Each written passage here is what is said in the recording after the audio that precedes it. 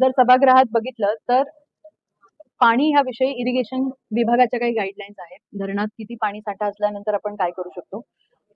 सन्माननीय राज्य शासनाचं परिपत्रक आहे, ज्यामध्ये असं सांगितलेलं आहे की पाणी कपात करण्याचे निर्देश का करावे लागलेत, की ऑगस्ट पर्यंत हे पाणी आपल्याला पुरवायचं आहे. अल्निनोच्या पार्श्वभूमीवरती असं सांगण्यात आलंय. पण आज नाशिक शहरामध्ये एक वेगळी परिस्थिती निर्माण झाली आहे. जे काही स्मार्ट सिटीचे कामं आहेत, आपल्याला जे डब्ल्यूटीपी वर्क्स आहेत ते कम्प्लिशन स्टेजमध्ये नाहीये.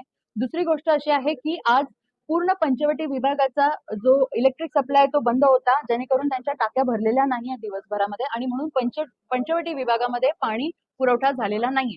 आज शुक्रवार आहे, उद्या शनिवार आणि पुन्हा रविवार.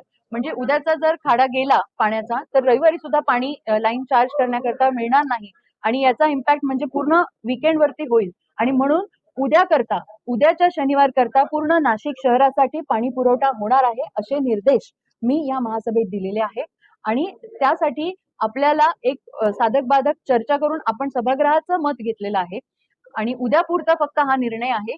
प्रशासनाने जर काही पाठवलेलं असेल तर ते प्रत्येक शनिवार नसून उद्याच्या शनिवार पुरता पूर्ण नाशिक शहराकरता पाणी पुरवठा होणार आहे. महाराष्ट्र शासनाने ज्या गाईडलाईन दिल्या आहे त्याची पायमल्ली आम्ही करू शकत नाही. महाराष्ट्र शासनाच्या गाईडलाईन्स आम्ही फॉलो करतोय, पण स्थानिक लेवलला जी परिस्थिती उद्भवली आहे ती मग इलेक्ट्रिफिकेशनची असेल किंवा डब्ल्यूटीपी वर्क्सची असेल, त्या कारणास्तव उद्या पूर्ण शहरामध्ये पाणी पुरवठा होणार आहे.